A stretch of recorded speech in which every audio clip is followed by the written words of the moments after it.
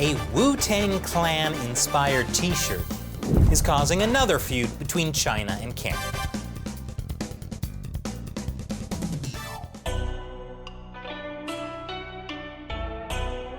Welcome to China Uncensored. I'm Chris Chappell.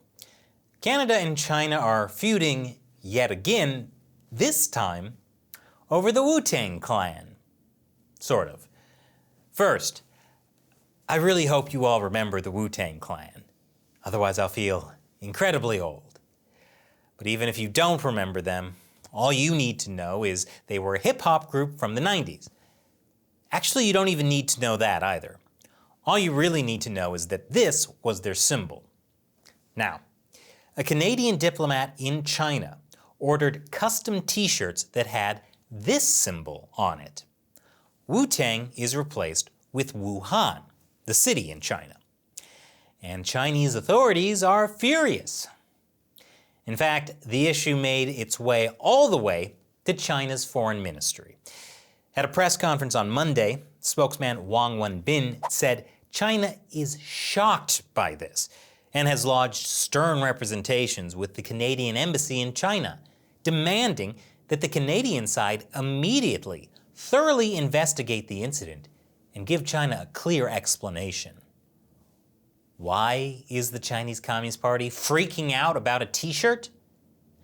Well, it's because they think the symbol represents a bat. Some scientists believe the coronavirus pandemic came from a bat and spread in Wuhan.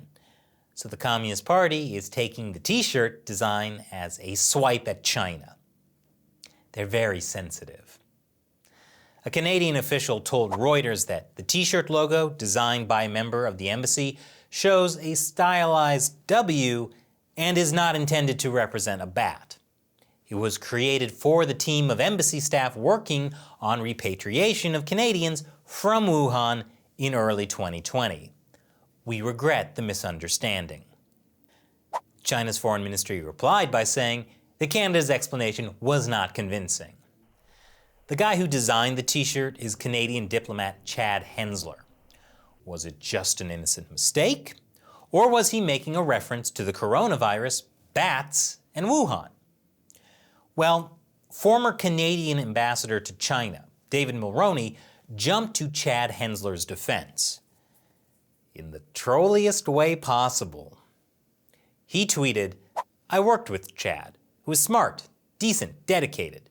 We're lucky to have him. Not his fault if China goes batty over the Wu-Tang Clan's logo. Guilty conscience? Batty. Interesting choice of words."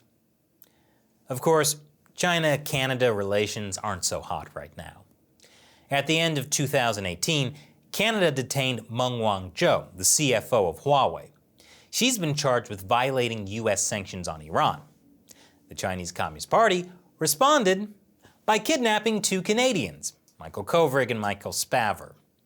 China has also made veiled threats to the 300,000 Canadians living in Hong Kong. So China and Canada just do not get along. Almost like Shaolin and Wu-Tang. And now, I'll answer a question from one of you, a fan who supports China Uncensored on the crowdfunding website Patreon.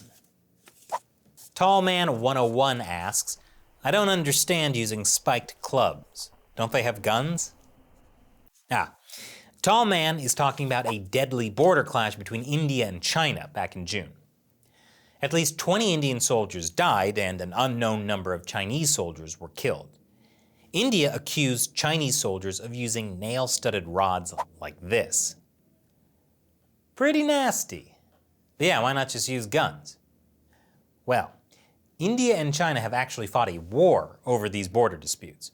That was back in 1962.